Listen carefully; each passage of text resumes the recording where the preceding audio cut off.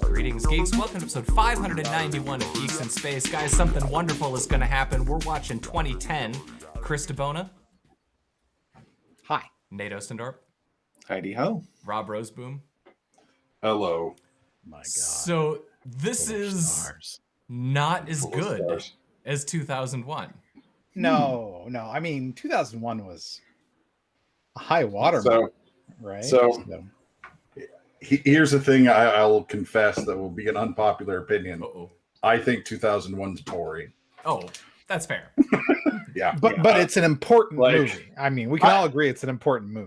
I give you that, but, to me, it's like, a film school movie combined with, I guess I like my planetarium movies with more Pink Floyd and less classical music. That's what I have to say about 2001. I like Hal. I like all that stuff, but it's just a little too artistic for me in Space Baby. That's what I got to say. I like Space Baby. Space Baby. There is the return of Space Baby in this movie. Yep. So there's a lot of stuff in this movie that comes back in debatably. I have to tell you though, taken by itself, I really love this movie. I still love it. I see it. Yes, it's obviously a sequel to 2001, which was this important movie, but I actually like this better. I think that this movie, without like jumping right in, my first note on this movie is basically that there is 3 minutes at the start of this movie just telling you the stuff you needed to know from the last movie.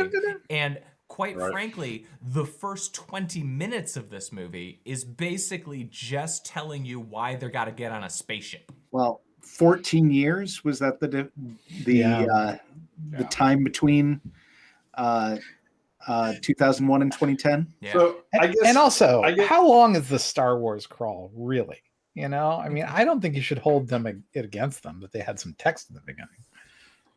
Sorry, go for it. What I appreciate about this movie. What do you appreciate about this movie? Is that all the way through there's actual sort of plot. Yeah. And it's not just like, an artistic piece of cinema, which is fine, but, not my jam, generally speaking. It's a very significant left turn from the first one. The first movie is, it's a masterpiece. It's cutting edge science, tech, science fiction, but it's also so much of it is told visually. You are asked to think hard during these long, boring sequences. And this is kind of a thriller. It's kind of a Cold War thriller in some ways. What I think this movie's strong point is also its weak point. I like that in addition to the sci-fi stuff, this is a picture of sort of the 80s, right? It's a picture of USA and Soviet Union, and I like it for that reason. And I think that in a lot of ways, I think that 2001 was an honest artistic attempt to portray what 2001 would look like on some level. Technology, it's optimistic, sure. I feel like this movie is not making those attempts, but it's really successful at showing you what the 80s looked like. Much more so than 2010. That's true. And it also makes heavy use of the score. So let's see. I'll just bang right through. You gotta let it play. I love their font choice and their delay, and just let it play a little bit.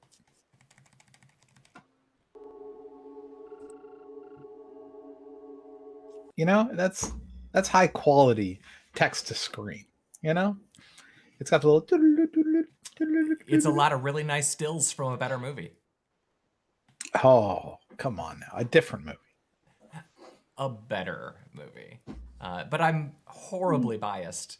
And this cast is fantastic. The cast is great. A grade. To be clear, this is a fine movie. It is not a bad movie. But for my money, 2001 goes on the list. That's the list of movies that, you get buried with. It's not a movie you watch every week, but, it's amazing. This is just, a solid 80s sci-fi-ish movie.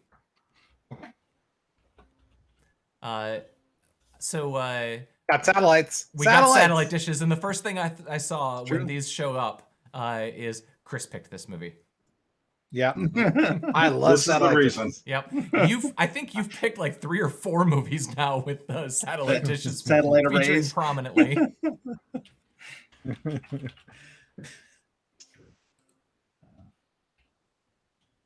So I think my note on this was, you know, he's the former head of basically NASA, and he's greasing a joint. It's like just up here greasing my satellite, you know. It's like I just love that, you know. Bit of a demotion. What were you about to say? Oh, I was just going to say, and he's supposedly like an administrator at a university. Like he's obviously got a desk job. He says it makes more money than his government work. So yeah, this seems a little bit off job description for him. Well, Yeah, also, it's worth what pointing out seems this a little, is the same. Sorry, go ahead. what seems a little bit off also is that in the middle of nowhere, the Russian obvious spy man shows up to like, I just drove out into the wilderness and found you to provide 6 minutes of exposition. Yeah, well, this is the same very large array in New Mexico that was featured in Contact, which I don't know if we've done yet. Have we done that? No. And you know, Independence Day, Armageddon. This is a fantastic. So you're basically just leaking your next 3 or 4 movies because they have the built-in satellite arrays. Yeah, well, I can't in good conscience recommend Independence Day or Armageddon, so I have to. You just named 2 of my very favorite movies. Yeah, they're fine movies. Fine. But those are popcorn movies that you can sit down and watch anytime if you're bored. 2001 ain't that.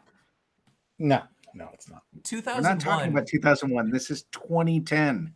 Yes. Yep. This is continues the story. Different movie. Yep. Okay, so you have to let that play for 6 seconds coming up here. 7-11. Yeah. We are building the Alexei Leonov to also go up there. I thought you were going to call it the Titov. Yeah, we changed last month. So I had never heard of Alexei Leonov before seeing this movie in the 80s sometime. I have no idea when I actually saw it. Is that the one that died? No. Although he might have. They're all dead now. I mean, but there's one that died that was a secret. Yeah, I don't think that was Alexei Leonov. Okay. I think that was someone else. Anyway, so I learned about Alexei Leonov, but what I didn't know is Alexei Leonov was also a painter, and he painted scenes of planets and space and Earths and all the rest, right? And when he met Arthur C. Clarke, he said, "Hey, the cover for 2010, it's my painting." And he's like, "What do you mean?" He's like, "It's just like my painting." And so apparently when they met, and it was before they filmed this movie, he's like, "Yeah, I mean, it's weird that you used this illustration because it's exactly like my painting." And they would have a friendship until they both died. I just love that bit of dialogue because I think for me that's the most honest bit of dialogue in this whole movie. Yeah. There are two spy guys like, "Hey, I thought you were gonna name it this." He's like, "Yeah, I know, but you know how that works." Yep. Someone got mad and we have to call it this now. Yeah. Yeah. It was funny too because they're like sort of being cagey with each other, and he's like, "Yeah, the Alexei Leonov and the Titov," and he's like, "I thought you were going to call it the Alexei Leonov." And it's like, not only am I still informed about what's going on inside your space program, I'm happy to tell you about it. It's really cool. It's spycraft, I guess. And that's the thing is this movie in most ways is a Cold War thriller. It is. You could set this in an Antarctic base and it mostly still works the same. Yeah. With a long boat ride. I can just tell you, Roy Schneider is literally like my favorite actor. I've seen everything he's been in, even the ones with the dolphins. Ooh, well, including this movie. This movie has dolphins. Yeah. Let's see. I typically avoid dolphin-oriented movies. Small monolith you people brought back from the moon. Your government has been... So I just want to note here that he just said the small monolith that you brought back from the moon. So they brought it to Earth since the last movie. And I got to tell you, man, If I was the administrator in charge of that decision-making process, I don't think that would have been the thing. It makes a high-pitched noise, and we don't know what it does. Maybe we should just leave it there. But if you ever want to go back there, like think of pain the in the gas money, man. You gotta It's true. like Yeah, maybe bring it to orbit. Put it in low Earth orbit in the ISS. level Pan Am orbit, is making daily flights. I think it's fine. Yeah. it's true. So yeah, You're not wrong though. When we sent up the first solar particle collector missions, actually the one that inspired altered states, the Michael Crichton movie about Andromeda Strain, Jurassic Park. Andromeda Strain. Thank you, Andromeda Strain. So we had incredible policies around like what containers those things would go into, how they couldn't be allowed to open up because we don't know what they would bring back from space. Sure. It was serious business. I mean, we NASA. kept the Apollo dudes in a little metal tube for like 2 weeks. We were so freaked out. Yeah. I mean, we didn't know. Yeah. Space viruses. Yep. Space. So Space virus. these graphics actually look pretty accurate for 1984. Totally. Not at all accurate for 2010, but hey. What you gonna do? What you gonna do indeed. Oh, So- we just missed him laughing. Ho, ho, ho, ho. Oh, Yeah, ho, so- ho, ho. Supposedly, that's Arthur C. Clarke, according to Wikipedia, On the left? on that bench Oh, there. it Yep. clearly Cool. is Arthur C. Yeah, Clarke. Looks like him. I thought this was a fantastic note. I'm so glad you put it in because I didn't notice it I didn't either. the first time or many times that I've seen this movie. But that's definitely Arthur C. Clarke. Arthur C. Clarke is the reason why I ended up going to Sri Lanka as a professional many, many years later, because he always ended his books with Arthur C. Clarke, Sri Lanka. Ceylon, and it's like, I'm like, man, that must be a magical place. And I asked people about him when I went there, and they're like, oh yes, he's very important. Kind of. Yeah, my note here was what we've already talked about, just that this movie is a perfect window for what it's like growing up in the 80s. Mhm. Totally. Yeah, it really is. I tell you, there's a lot more security along that road now. Oh yeah, no, the fence is so much higher, and they yell at you if you get that close where Yeah. they're sitting. The other side's even worse. Oh yeah, I used I to. remember, when I grew up, Pennsylvania Avenue was open to car traffic. Yeah. It's just I used to go eat in the park, and it just by the time I left, it was just no fun because there would be like so many protesters and so many cops and so many walls. It was just it became a really crappy place to eat lunch. yeah. Let's see, where was I going here? Gotta jump. Again, a whole lot more exposition. There's a fair amount of exposition. in this movie. And that's fair. It's got the curse of the sequel, but not just the curse of the sequel. It's got the curse of one of the more obtuse movies in history. But now we get to meet some of the other characters. Yeah, Sal. See, it's different than hell because its name is different. Yep. Yep. So I'm not allowed to keep my nerd card unless I mention why HAL is called HAL. The story being that it's Go ahead. IBM, Yeah. but one Transpose. character Yeah, ahead. Yeah. And then, but the thing I wanted to point out here is that the voice of Sal, I only learned this after doing a little bit of looking around during prep for this broadcast. It's Candice Bergen. I didn't know that. Yeah, she uses an anagram of her name for her credit in the movie itself, but it's Candice Bergen. And when you hear it, you can't hear anyone else at that point. My problem is that this dude is in all of those improv movies, like Best in Show Totally. and all that. So, and I can't even look at him. Can't take him seriously Yeah, as I feel like cybernetic life apologist. yeah, I feel like he should be really stressing out trying to find me a new busy bee, or making sure that. Yeah. Well, I just so- like. Go ahead. Sorry, I was going to say I just like the retro hardware in this whole movie, but like Sal's keyboard and like his monitor are just mwah, Yeah. like Yeah, beautiful. they're fantastic.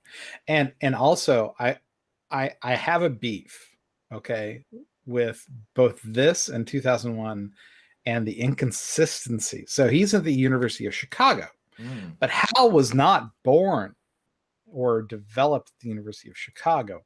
Hal and Sal were born at the University of Illinois Urbana-Champaign. And no true nerd has been able to let this go because, please, you know, I mean, do you think we don't? You think we didn't read it? Come on.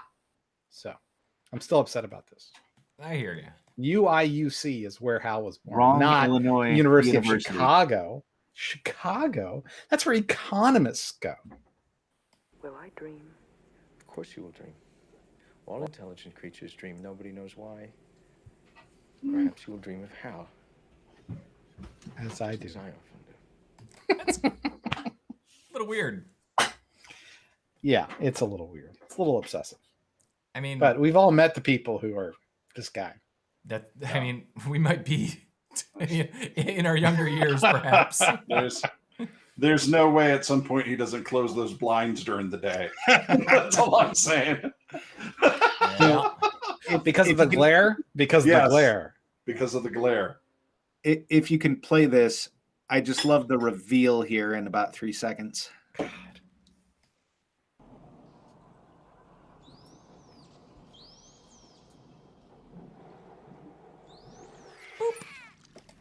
And it's their living room. We're in He's got a private Sequest. dolphin pool. Like, wait, he's making more money as a college professor and he has a private dolphin pool in his living room? So this is the part of the movie where it loses me. And I come back, but Too many dolphins? I think this is so stupid. Like, there's like, okay, I get it. His wife's a marine biologist or whatever. They have a justification for it. But this seems like the stupidest thing. This would not be practical. This would not be useful. And also they eat a lot, you know? Like, so if this thing's connected to the ocean, okay. But they're in like La Jolla. Yeah. You know? Do you know the size of the filtration system they would have to have? Oh, to yeah. keep This is like that owning one of those huge dogs that tenable? poops enormous poops. And I mean, I don't know if they ever actually show an uncut shot, but that looks like a lap pool. Yeah. Yeah, those are unhappy dolphins. It's just dolphin torture is what's going on. Marine biology, Mr. Rose. Yeah, please. it's for science. It's for science. So, I just love this shot. Okay, so here is like the beach nerd pack right here for the 80s. You've got an Apple proto laptop there. No, Like, that's a Toshiba. It's a it's 2C. an Apple. That's a 2C. It's Right, a that's a 2C 2C? with an attached monitor. So it's Wow. Yeah. like Worse with than no that. power source, obviously. Worse than that. So Yeah, there's no battery on that computer. he Wait, has he's got a ribbon. Ribbon? He's got a Capri Sun Budweiser. Okay. Yep. And Because it's the future. And he's got an Omni magazine. That dude is like 80s sci-fi man right there. Yep. Yeah. The Budweiser is what powers the computer. Right? But if you think about it, That's okay. right. It's a 2C. In Apple IIc, what is more 1984 than that? An issue of Omni. What is more 80s than that? Yeah. But a Capri Sun Budweiser. 2010, baby. So I don't think they had even so I thought it was a Toshiba because I saw the flat screen and they had a gray one like that, but I don't think that was around in the 80s. I think this flat screen monitor isn't. It could be staged. I mean, I think it's just too early, right? Well, it could be one of those LCD things, like the black and white yeah, ones? the monochrome ones, Yeah, which I could maybe. totally see because you would have a power requirement. And you do have to remember, this is supposed to be in the future. Yes. Like, Yeah. technically, it is, 2010 in this film. That's why the kid's riding around in a trike, because that's the future. That's the future. Yeah, I gotta say, The distant future. the recumbent bicycle, this poor kid, like the only place he's going to be able to live is Ann Arbor, Michigan. Yeah. Oh my goodness. I have found an Apple IIc LCD specific flat panel monitor. Whoa. That's a real Put it I thing. mean, it's black and Discord. white. Put it in Well- Discord. I will. This is remarkable. So Here. also, this bike scene is again like another 60 seconds of exposition. Clearly, a lot of it ADR'd. Back when Apple took risks. Yeah, sorry, go ahead. No, they're working hard to get where they need to get here. Yep. And this is pretty efficient. You see my spirit animal is appearing behind me every now and again. So my question is, the marine biologist lady, do you think that she can function without torturing animals? You know, it's like she's got the Would you want to? the fish tanks everywhere, the dolphin being tortured. I mean, yeah. That's really cool. The image in general, that's really cool. Isn't it though? Oh. Yeah. So that's kind of cool. Okay. Bow.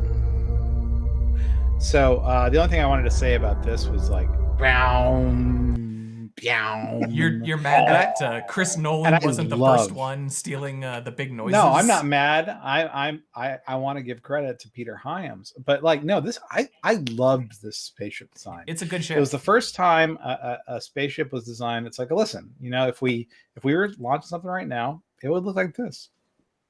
Yeah, You know, for sure. I mean, as usual, I have questions about the gasket design between the rotating and non-rotating components of the ship, Yes. but it's really pretty spectacular.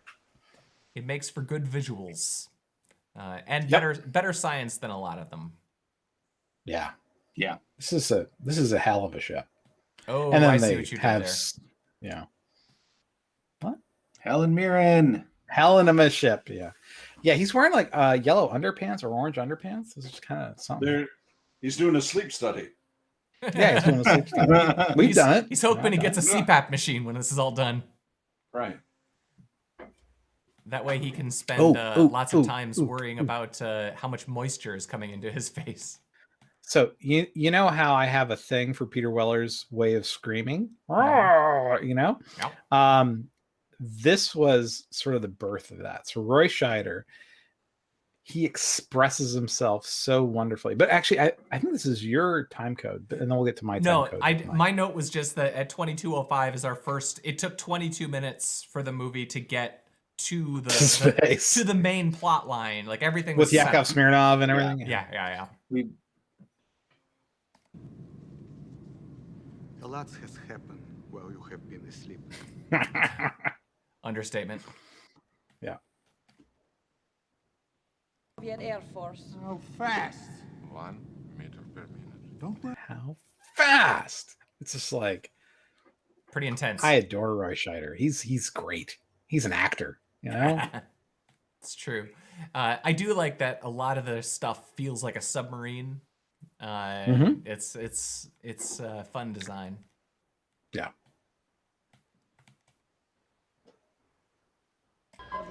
Go like 1 second here. Yeah. Okay. That's so good. So I love the hardware in this readout, but like the screen with the random numbers on it, I'm like, Yeah. what information is that? Yeah. Like, It's all in Russian. You wouldn't Well, understand. yeah. They use different So numbers. So the Russian version of Minesweeper is a lot harder. Yeah, than the I half American expect to version. see a period that is wandering through the woods there or something like that. Yeah. It's a maze. That's fantastic. Oh, I love this movie so much. All right.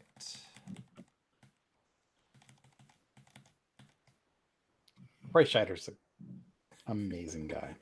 Okay. So go ahead and hit play briefly.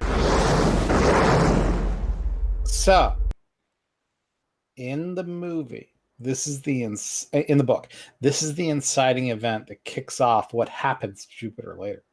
Right? When they do this, it tells Jupiter to get started. Right? And it's like, it's good. That's all I just wanted to say. So I was like, boot me up. That was the deploying of the probe. Is that what Yeah, it that was the guy went and he got too close to the monolith and then boop, gone, and zip. It's weird that everything got started. The events of the first movie didn't trigger that. Like I'm trying to figure out what was different.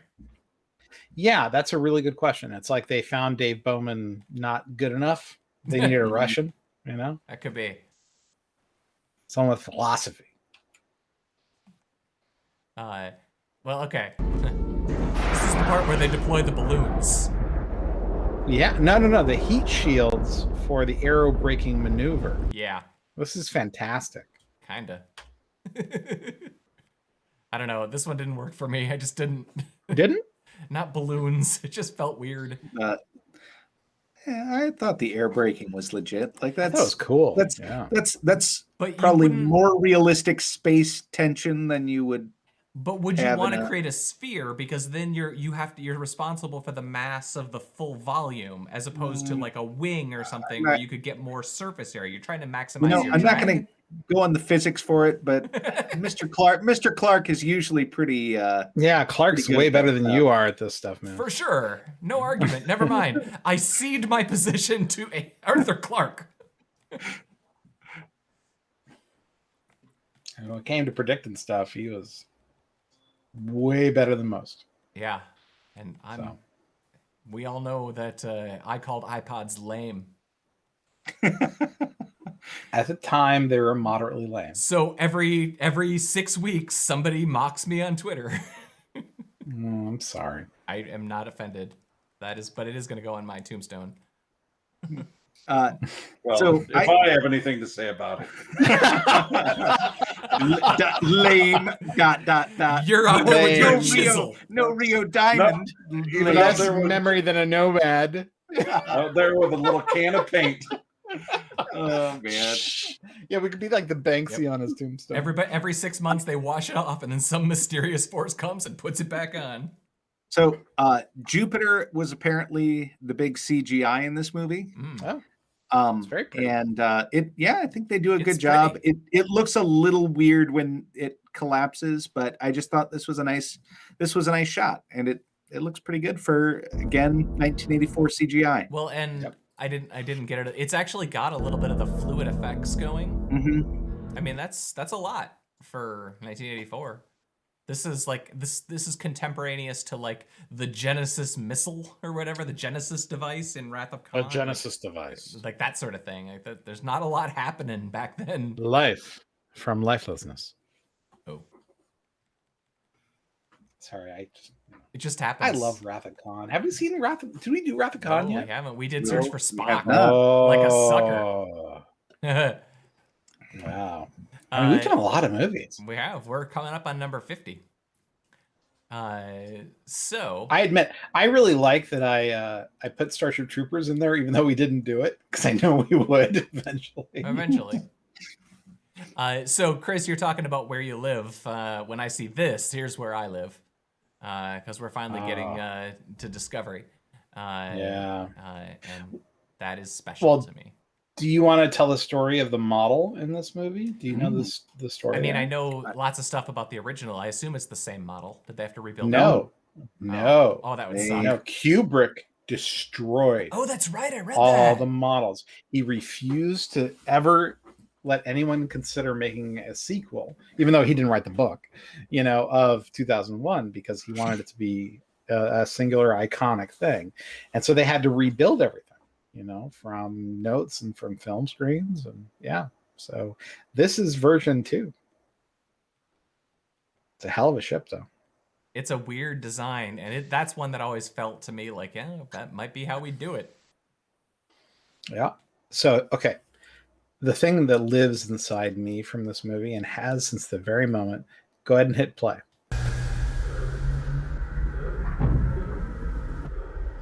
I don't know if your resolution is high enough, Mr. Malda, but that's a note. And that note flies out of the airlock and into space, never to be read again. The last note from Dave Bowman for the people who would come and collect the Discovery. Oops. They don't tell you what it is in the book either. It's infuriating. It has bothered me since I was a teenager. So what bothered me is the sheer amount of stuff on Yeah, the from ship. Io. After come after on. 9 years, there's that much dust floating around Io. Yeah, I mean, so yes, they explain that Io's ejecta has been degrading the orbit of the Discovery. Sure, but we're talking like not a half inch. Yeah, that's like of beach. Accumulated silt. Yeah, that's crazy. You know, that ship would have been destroyed like within months. Yeah, those particles would be moving fast. Yeah. So that was, I felt that was a huge misstep in this movie. It's like, come on, we know how space works. I mean, don't do this to us. it is nice, I guess, and maybe it was actually a design decision because it allows the surface of the Discovery to be yellowed relative to the Russian craft, which is it's more older. sterile white. So it gives you visual cue because there's a lot of shots of like people bouncing from one to the other. I get that, I guess, but here's the problem that I had. So Jon Lithgow just had a terrible spacewalk. Yes. Is clearly not a trained astronaut. No. Is like, like panicking and petrified. And then what an actor. They show, oh, well, we had a chairlift all along, and we're going to give it to the computer programmer guy. So why didn't you do that in the first place for Jon Lithgow? I thought they were bringing over the chairlift connections. They were pulling the initial rope. The professional astronaut or the cosmonaut can do that. Right, exactly. You don't. That's what Yakov Smirnoff is for. You don't send the hotel manager out there. Yeah, I actually really disliked this whole thing because they actually show a couple of different ways of them transiting between the two ships. Yeah, and like this doesn't seem like how you would do this. I don't know. Like it seems like a lot of extra stuff you are bringing. All of those like pieces. Yeah. I did not like that. But now we get back here, and that's reasonable for you to not like it. Oh, look. And I was like, Daisy. Giving my answer due, you drive me crazy. This is one of the most direct rip-off shots. For you. Yep. Oh, the thing. I was like, person, woman, man, camera, TV. That's right. I'm very smart. Yeah, play a little bit of it. That's hard. I listened to that and I'm like, that is what it sounded like. Yeah. Like, Yeah. My neighbors had an IntelliVoice add-on for an Intellivision, and that's basically what it sounded like. So 1984, man. Yep. I love this movie so much.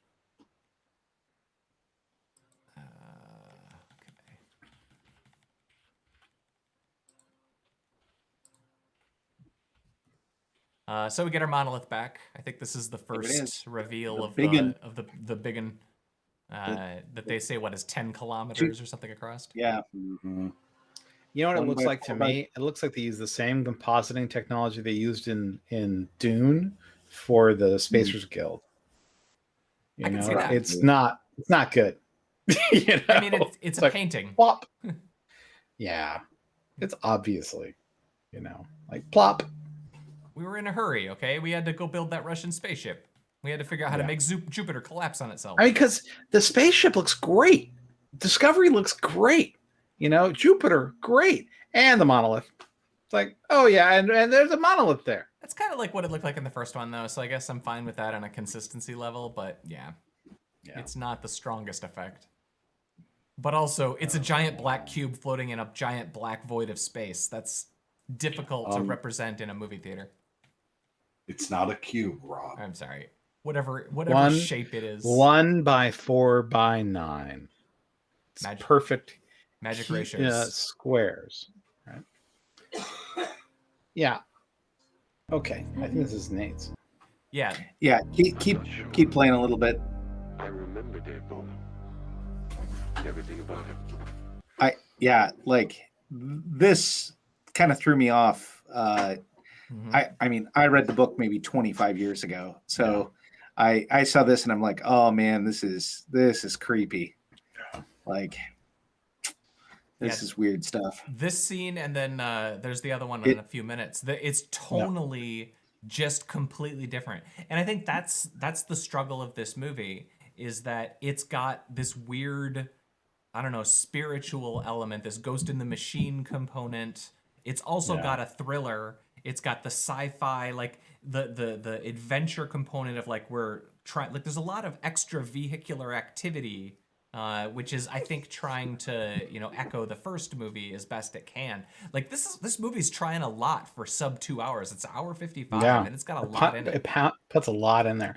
Now, the thing I wanted to point out here is that how terrible of a design this kitchen is. You know, it's hard to keep clean, and you have a real barrier between the eating space and the cooking space, and you have this TV facing the people who are eating, not the person who's cooking. I don't think they really thought through future cooking. Every single surface is white, so cleaning is going to be a nightmare. It is never going to look clean. It's never going to look clean as the first day and the last day when you demolish it. Yeah.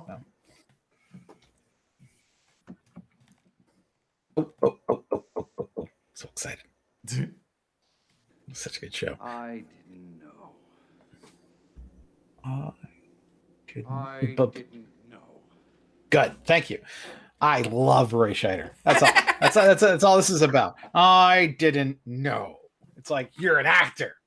Act. Awesome. I don't know, man. I'm looking at Jon Lithgow and thinking this might be the manic comic performance of his career. Well, you know, John's good in this movie. I enjoy him. You know, he's fun, and he was coming off of that other movie we watched, the Manhattan Project one, and Buckaroo Banzai, man. And Buckaroo Banzai. It's like, you know, Jon Lithgow. He's a goat, man. He's amazing. He can definitely play an engineer. That's not. Yeah, he can definitely play an engineer. It's not a stretch for him. So the thing I want to point out in the book. So what happened was, when Dave Bowman's spirit energy comes to Earth, he comes to the site of his brother's death. They were basically diving in a cenote, or almost like a very deep thing. And his brother was down there, and he was in the boat above, and he was supposed to add, you know, oxygen or something as he went further down, but he cranked it too far, and he basically gave him a jolt of carbon dioxide, and he died. You know, and so, and this is brought up during his discussion with his mother, between his energy spirit and her, and it was actually very touching and horrible, you know. And so what they do is they have him pressure air.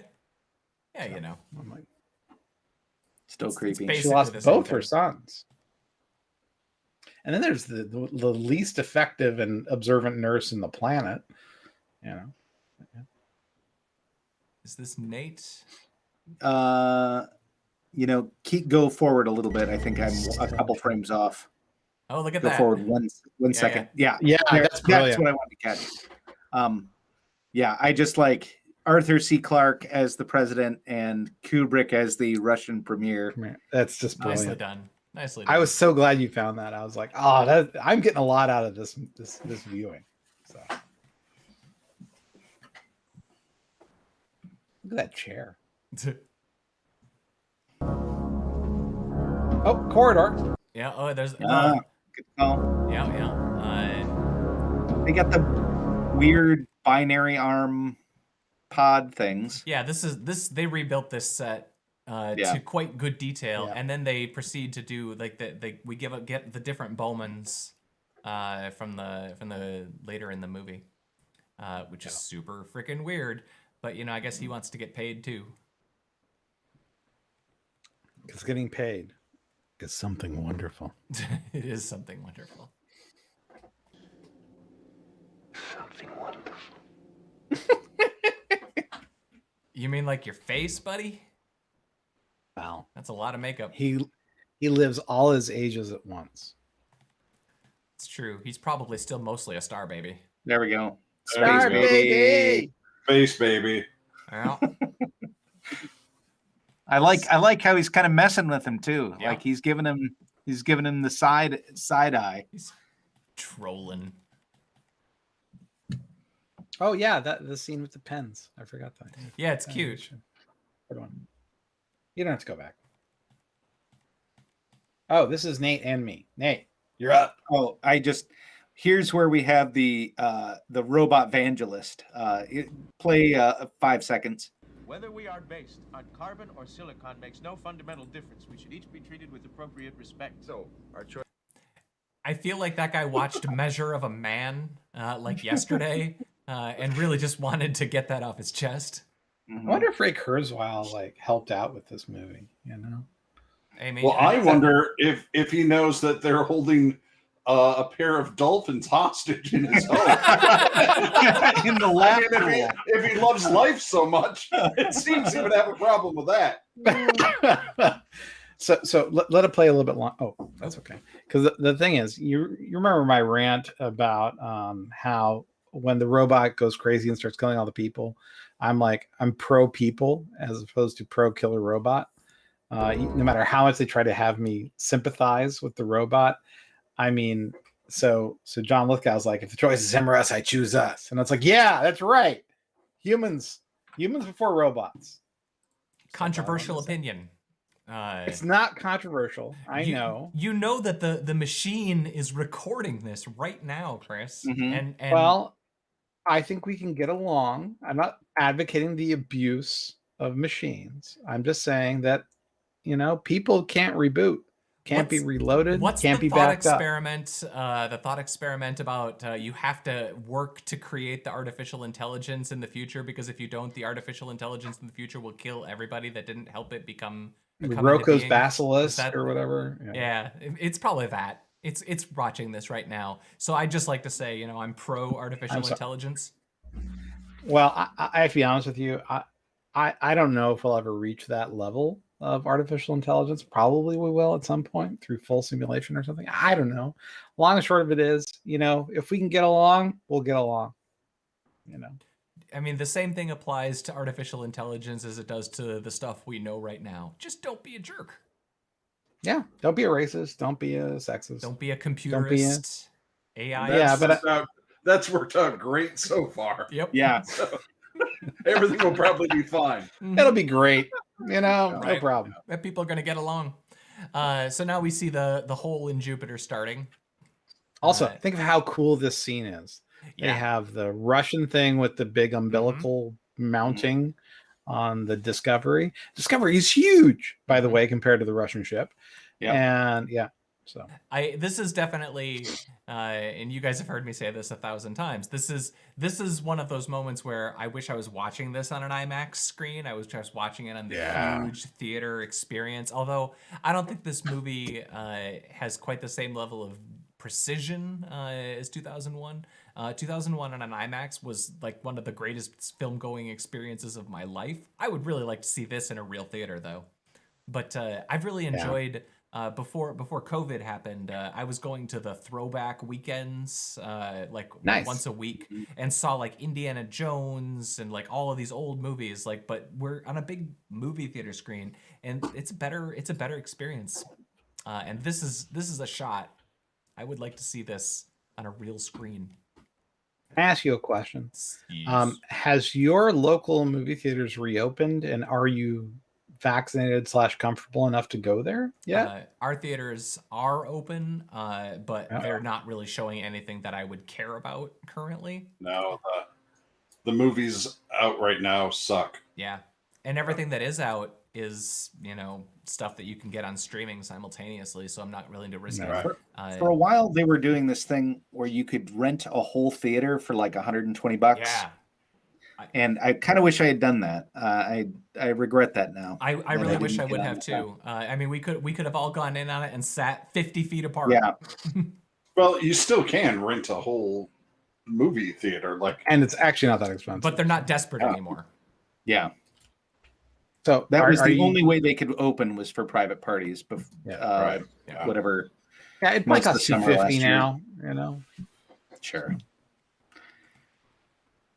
I don't know. Do you really want to watch Monster Hunter with other people though? Then they'll know that you were watching it. I watched Monster Hunter. You And did? Me too. Is it any good? I mean, I like no, those. it is garbage. No. But you know what's actually totally watchable is Love and Monsters. That's totally watchable. I don't know what that is. You know, I hate to agree with you, but you're right. If you're going to watch a giant monster movie, watch Love and Monsters, not Monster. Is that the one? Oh no, there was the one. Let's finish what's her 2010 name? and then Let's talk finish about Love and 2010, then we Monsters. can talk about all the other great movies. So if you play this for like 5 seconds. Consistent with logic, Dr. Chandra. This phenomenon is too important to leave unless it represented danger. So they add the plot point that the reason why Hal killed Dave is because he got lied to, you know, by the president or whatever. Yeah. And now we're really getting the confirmation test of, if you lie to Hal, does he just off you? Yeah. So I liked that. That was the true test in this movie, was just like, are you going to tell Hal what's really going on, or are you going to lie to him? Because, you know, well, on a lot of levels, this sequence is like the inversion of the first movie. You know, who's lying, who's telling the truth, what the motivations are, everything. There's a lot of stuff being flipped. You know, who has in the first movie, Hal has the secret, the secret secondary mission, and this one, the human does. It's really well done, and I mean, on some level, they gave Hal a redemption arc, which is I don't know how many kind of great. I don't know how many movies in 1984 are giving a redemption arc to an AI, to a robot. Yeah, that's nice. Also, I figured out what movie I was thinking about. It was Colossal with Anne Hathaway. Did you see this? I thing? did. It's That's actually amazing. kind of cool. That's a great movie. I would not go that far. It's a great movie. It is a. You don't have to go that far. It is I'm going that far. watchable. It is watchable and fun and well performed. It's a fun giant monster movie. Absolutely agree. Okay. So now we have a big sunken hole appearing on Jupiter. Okay. What happens in the book, Chris? What happens in the book is Chandra stays behind in Discovery with, and I'm not making this up, a bag of rice around his neck for sustenance. To dry off for his the iPod. for the much longer drive home. I'm like, this is a very odd thing to put in. And he had a bag of rice around in like a necklace around his neck. And there was a pouch of rice, and that's how he was going to get home. Did the book have all of the same Cold War overtones? Oh yeah, just pushing through. Okay, because like I seem to remember. I mean, it's been a long time. Because like the teamwork and like pushing two rockets together strikes me as so Looney Tunes from a actual like engineering kind of standpoint. That almost seems beneath Arthur Clarke. No. Actually, if you look at the literature of the time, the science fiction books of the time, there was this and Gateway and all the Frederick Pohl stuff, and even Niven had they all had a story where to get out of a gravitational problem, they would have a sacrificial spaceship, right? They're like, we can't get out in one combined, but if we had one pushing another out, it would make the gravitational equations make sense. That's that. So, I mean, Interstellar and Big Hero 6 both did that in the last few years. Yeah, it was very popular. Little does he know that bag of rice won't matter because the Earth is about to die. Yes, there is also that. So I just think that this is a really cool shot. It's a great shot. That's cool. Jupiter's big old butthole.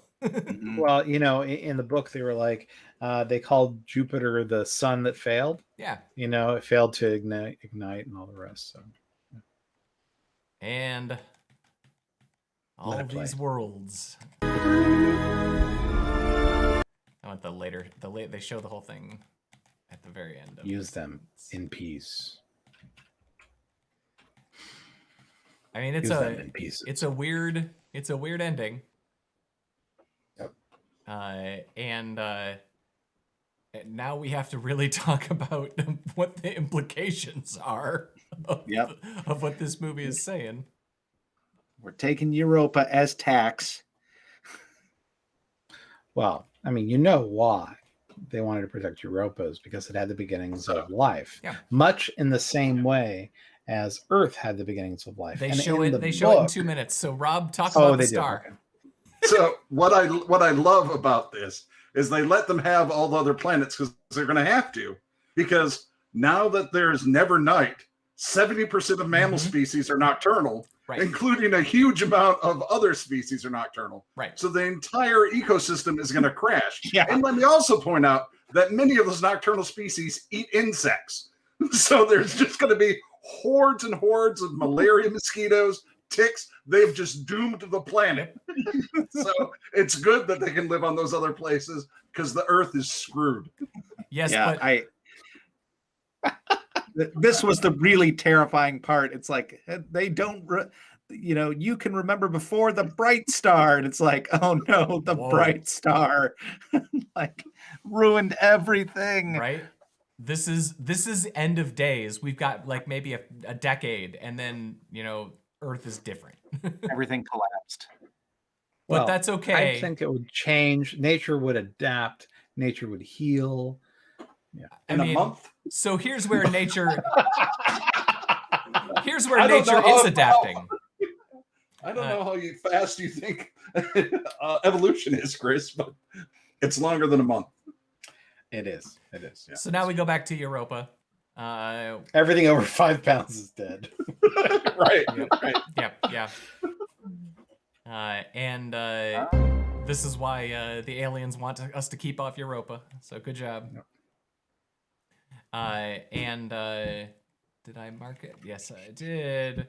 And then they lean just as hard as they possibly could into the first movie. Remember, in the first movie, it was the early primates who discovered a monolith. They touch it, and it helps uplift them into a more intelligent race. And then they throw the bone into the air, and the bone turns into the spacecraft, which is, It represents the Vicinity. technology and a tool. yes. But they end with the chords. They end with the music. There you go. What a movie! It ain't its daddy, but it's a damn fine movie for Yeah, an 80s sci-fi movie. Piqued my interest. I had never seen it before, so thank you, Chris. You're welcome. I love that movie. Thank you for watching it with me. I approve wholeheartedly. I don't know that I'll watch that one again, so that's a nice one. Is it Robert? It is. Who's next? The Zen? It's my turn. What are you going to do to us? So I had a couple of movies in mind, but all this talk about giant monsters really solidified it for me. And because Godzilla and King versus King Kong is coming up. We're gonna watch a giant monster movie, boys. We're gonna watch 2010 Troll Hunter is what we're gonna watch. Okay. Wow. I've never seen that. I'm looking forward to it. I've heard good things about it. I've heard things about it. I believe I have seen this movie, so I'll have to double check if it's the one that I'm thinking. It's not Troll 2, right? That's different? Yes. Very different. Okay. So is Troll Hunter about the escapades of a team of IT professionals hunting down page wideners and abusive users? Yep, that's Indeed. what it's about. Okay, good to know. All Cool. right. Thanks for watching 2010, gents. Very enjoyable pick.